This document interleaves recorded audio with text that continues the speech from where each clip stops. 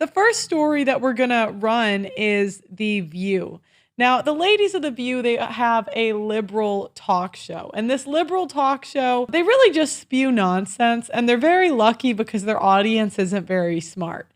And none of them really understand policy. These are the same women that brought Trump on with open arms 8 years ago and had no problem with him running and completely turned on him when he started running. You know, I had very similar experiences when I became a public figure where, you know, it's people that you're friendly with and maybe you didn't talk politics with, all of the sudden have a problem with you. And I mean, mine wasn't as extreme, but I can relate to the fact that people really turn just because they disagree with you on different policies. And you see this especially with men that are ruled by women and women, right?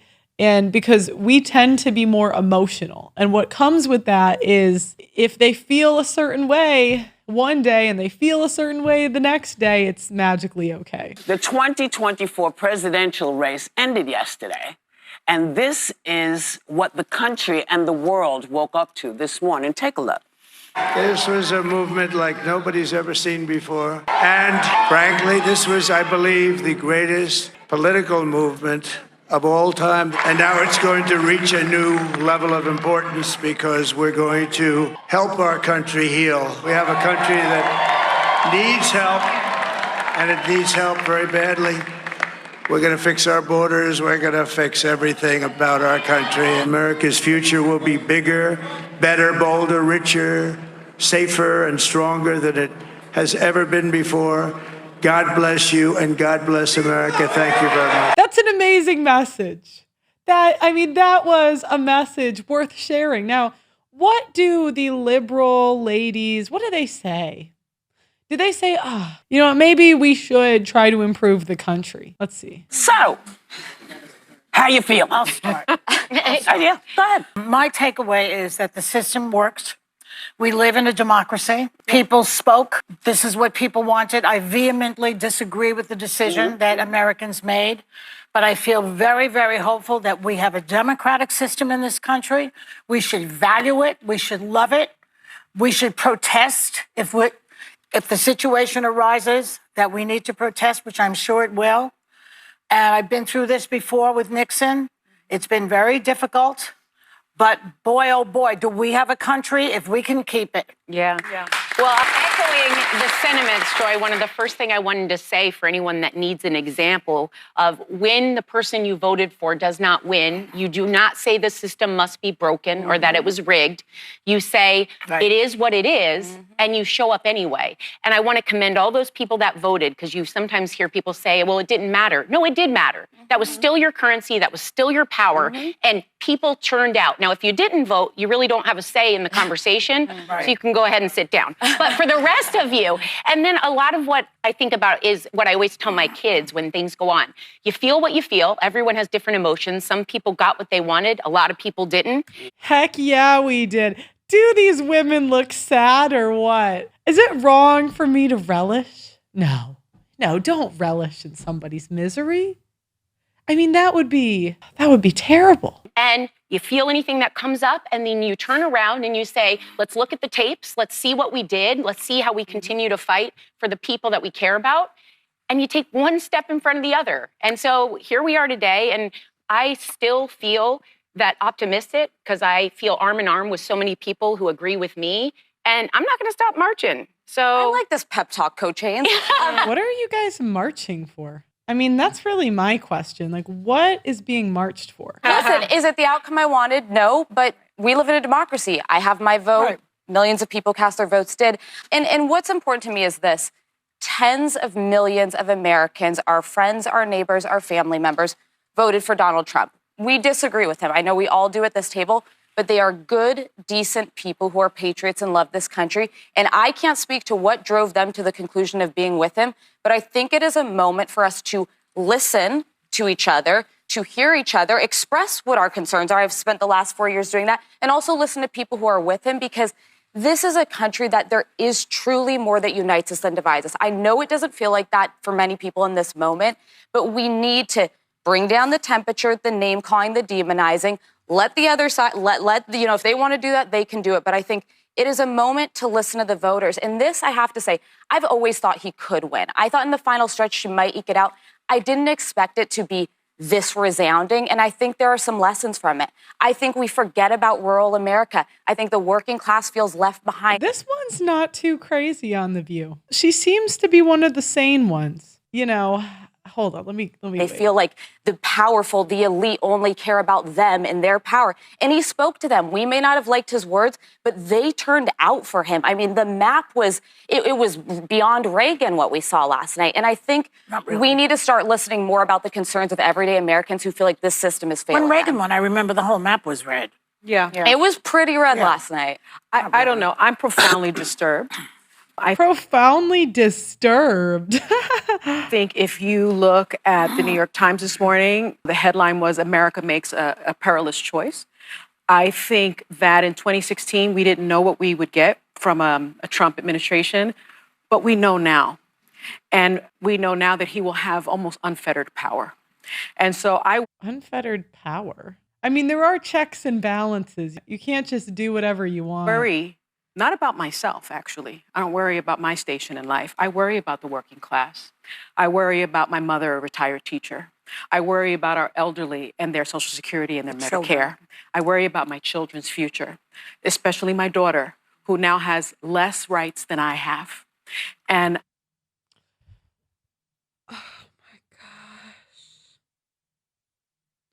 Oh my gosh, make it stop. What rights do we not have?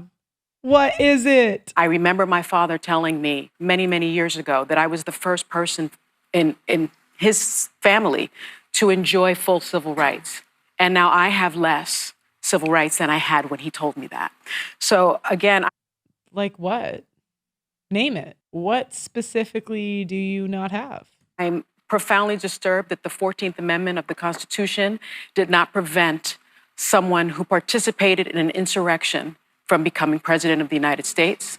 I think that going forward, the convicted felon box on employment applications better be taken off, because if you can be the president of the United States, then you should not be He wasn't convicted. They just say things. prevented from employment in this country, because I remember applying for my jobs as a federal prosecutor, and there was a box for convicted felons. Well- and so that box better be taken off. And I think our healthcare system is now at risk. I think Oh, how is it at risk? What specifically is at risk? No fluoride for anyone. Yeah, economists have made clear that he's going to increase the debt by $7.75 trillion. I'm worried about mass deportation and internment camps. And I'm also worried about Elon Musk warning Americans to prepare for temporary hardship. I'm surprised at the result, but I'm not surprised. As a woman of color, I was so hopeful. Why do women and minorities have to announce their status? I can clearly see that you're a woman of color. Why must you announce it? I've heard women say this on my show. They would say, as a woman. I mean, do you guys think that I'm blind? I mean, it's a little bit insulting to my intelligence. I can see you. That a mixed race woman married to a Jewish guy could be elected president of this country. And I think that it had nothing to do with policy. I think this was a referendum of cultural resentment in this country. Well, Okay, a mixed race woman married to a Jewish guy. You know, I don't even have to say repeal the 19th anymore. I think I'm going to stop saying it. Because this stuff just writes itself. It really does. I feel like I'm at the Kamala rally again, and I'm asking, what's one policy that you're afraid of? One policy. All right, guys, back to the video. Things, that being one of them. I'm obviously very disappointed. I'm very sad. I was at the Kamala Harris headquarters yesterday in Washington, and it was a very sad scene. The mood turned immediately. And I tell you, there's a quote I get a lot of inspiration from, and it's a quote that I read when I was reading about John F. Kennedy. And it says, "Whether I am on the winning or the losing side is not the point with me. It is being on the side where my sympathies lie that matters." And that to me brought me a consolation and inspiration this morning, because I have no regrets. Yep. I worked hard as hell to elect the first Black Asian woman president. History slipped through our fingers again. I worked hard as hell for Donald Trump not to be president. But today, unlike Donald Trump and his followers, I acknowledge that he won. I hope for the best for our country. And I make a commitment to our LGBTQ, to our immigrants, to our elderly, to our young girls, to the women, that we will not stop fighting. We can be sad today. Today we can be sad. And it's confirmed. They are sad. They are very sad. Oh, I want to hear what Whoopi says, because she's insane. We said to people, vote. We didn't tell people who to vote for. Right. We just said, go out. Well, yes, but I did not. Yeah, I did. Because I wanted to make sure people exercise that right. Too many people that I know died trying to vote. Yeah. Okay? So we start with that. And think about this. She did this in 2 months. She did this in 2 months. Everybody can always say, oh, she should have done this, she should have done this, She did what she did. She was everywhere. She talked to everybody. And people didn't come out. I don't know why. And it doesn't even matter. He's now the president. I'm still not going to say his name. That's not going to change. I think I would do so well on The View. They should put me on this show. Yeah. I have faith that some good, decent people are going to work for him. I've heard from some folks today. I think there's some reasons to be hopeful that people who believe in public service in the country. Someone said she could have had 2 years. She still would have lost. Yeah, I mean, Democrats keep running candidates that are not likable.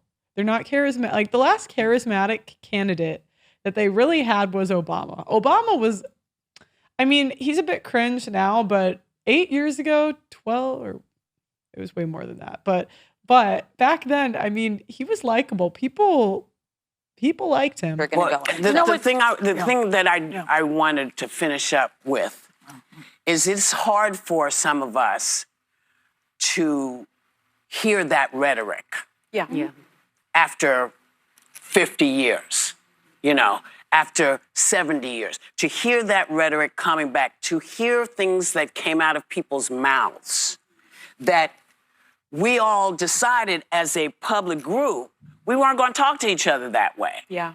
So for me, when I hear that, I feel okay when I'm pissed at somebody who's talking down to somebody else. I'm all right. I hope you are pissed. I don't care. Stay pissed. Stay mad, Whoopi.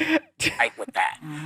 What I'm not all right with is trying to further wreck the country.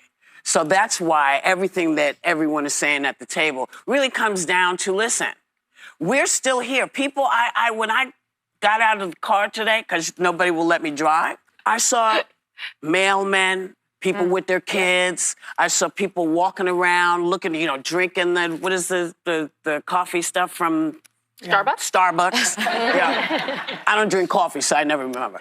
But I saw people living their lives, and that's what we have to do. And when things get to be so bright that we see them, we got to call them out. Yes. You have to call them out. And no one's going to be storming the Capitol. Yes. You know what gets me? The exit polls showed, according to our research department here at ABC News, the state of democracy was the top issue to voters overall. So that says that they voted for a guy who wanted to overthrow the election, who also said he would be a dictator on day one. And That is the most, I cannot believe how much they lie about that. He obviously was kidding when he said that. It was obviously a joke. Do you guys tell jokes to your girlfriends and they take it seriously? Is this just an us thing? they also said that democracy was number one. So I'm concluding that maybe they don't believe him.